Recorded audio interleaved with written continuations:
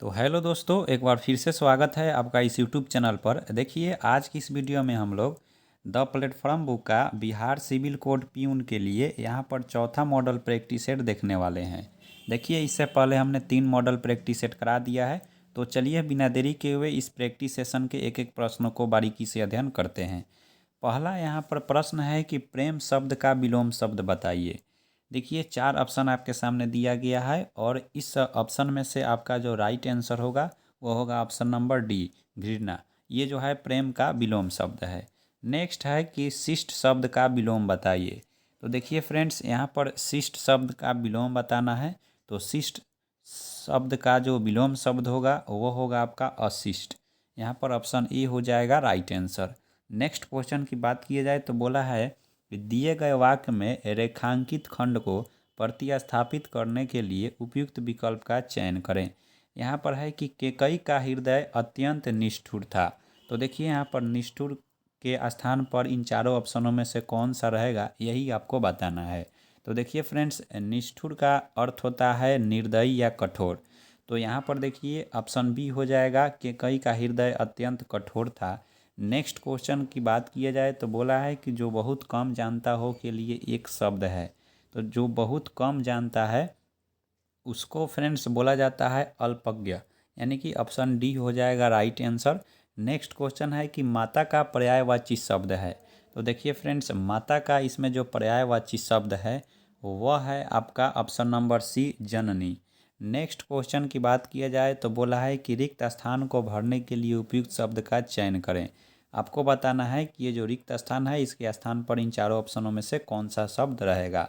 बोला है कि उत्साह एक यौगिक भाव है जिसमें साहस और आनंद का डैश रहता है। तो देखिए, उत्साह एक यौगिक भाव है जिसमें साहस और आनंद का यहाँ पर हो जाएगा आपका मेल रहता है, यानी कि ऑप्शन सी हो जाएगा राइट आंसर। नेक्स्ट क्वेश्चन है कि सही वर्तनी वाले शब्द का चयन कीजिए। आपको बताना है चारों ऑप्शन में से कि आदरणीय किस ऑप्शन में सही लिखा है। तो देखिए फ्रेंड्स, इसमें जो है आपको आदरणीय ऑप्शन ए में भी सही लिखा है और ऑप्शन यहाँ पर सी में भी सही लिखा है। तो यहाँ पर दोनों देख लीजिए, ये दोनों जो है सही है। नेक्स्ट क्वेश्चन देखिए यहाँ पर। तो यहाँ पर नेक्स्ट क्वेश्चन है कि आपको बताना है 8 नंबर क्वेश्चन के रिक्त स्थान को भरने के लिए उपयुक्त शब्द का चयन कीजिए। बोला है कि राम को अनुत्तीर्ण होने की डैश डैश है। तो जहाँ देखिए फ्रेंड्स निगेटिव, जहाँ भी निगेटिव यहाँ पर नकारात्मक आशंका की बात किया जाए, नकारात्मक बातों का अगर प्रयोग है तो वहाँ पर जो है यहाँ पर आशंका का प्रयोग किया जाता है। तो राम को अनुत्तीर्ण होने की आशंका है, यानी कि ऑप्शन डी हो जाएगा करेक्ट आंसर। नेक्स्ट है आपको बताना है कि इसमें जो है किस भाग में त्रुटि है ये आपको बताना है। बोला गया है कि विद्वान का अतिरिक्त विद्यार्थियों द्वारा भी कोश का प्रयोग किया जा सकता है। अब यहाँ पर है विद्वान का, तो यहाँ पर अतिरिक्त, यानी कि यहाँ पर विद्वान का नहीं विद्वान के होना चाहिए। विद्वान के अतिरिक्त विद्यार्थियों द्वारा भी कोश का प्रयोग किया जा सकता है।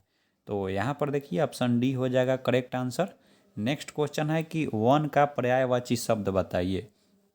तो देखिए फ्रेंड्स, वन का जो पर्यायवाची होता है वह होता है कानन, ऑप्शन बी। नेक्स्ट क्वेश्चन है कि रिक्त स्थान को भरने के लिए उपयुक्त शब्द का चयन करें। बोला है कि मैंने भाषण नहीं सुना डैश डैश, वह मेरे काम का नहीं था। तो मैंने भाषण नहीं सुना, क्योंकि यहाँ पर होना चाहिए क्योंकि वह मेरे काम के लिए नहीं था। तो यहाँ पर हो जाएगा आपका option number C. Next question देखिए यहाँ पर। तो यहाँ पर नेक्स्ट क्वेश्चन है कि डंके की चोट पर कहना मुहावरे का अर्थ बताइए। तो डंके की चोट पर कहना मुहावरे का अर्थ है खुलेआम कहना, यानी कि ऑप्शन ए हो जाएगा करेक्ट आंसर। नेक्स्ट क्वेश्चन है कि रिक्त स्थान को भरने के लिए उपयुक्त शब्द का चयन करें। बोला है कि भूखे को तो चंद्र और सूर्य भी केवल आटे की बड़ी बड़ी दो डैश से प्रतीत होती है। तो भूखा जो है उसको जो है चंद्र और सूर्य भी केवल आटे की, अब आटे की क्या होता है फ्रेंड्स, तो रोटियां होता है। तो यहाँ पर रोटियां होगा ऑप्शन डी। नेक्स्ट क्वेश्चन है यहाँ पर बोला है कि दिए गए वाक्य का वह भाग याद करें जिनमें कोई त्रुटि है। तो चलिए यहाँ पर है कि कुछ प्रचलित बैंकिंग शब्दों को ज्यों त्यों अपनाया गया।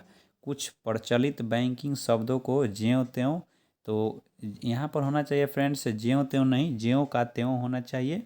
तो यहाँ पर आपका ऑप्शन नंबर सी हो जाएगा राइट आंसर। नेक्स्ट है कि दिए गए शब्द के पर्यायवाची शब्द का चयन कीजिए।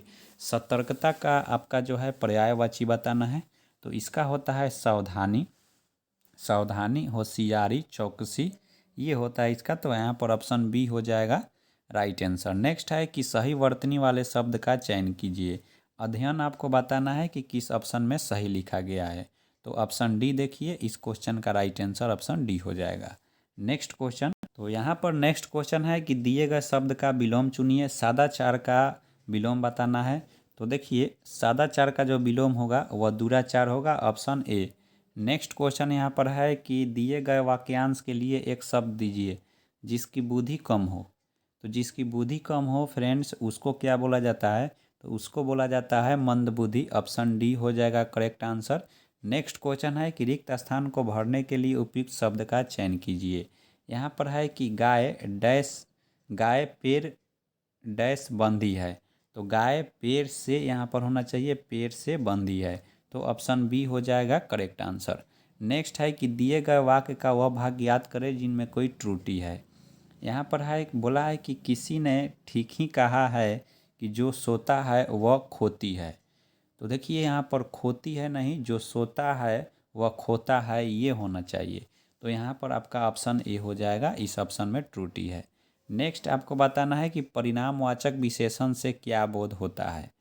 तो परिणामवाचक में क्या होता है, मापतौल होता है। तो यहाँ पर आपका ऑप्शन नंबर बी हो जाएगा करेक्ट आंसर।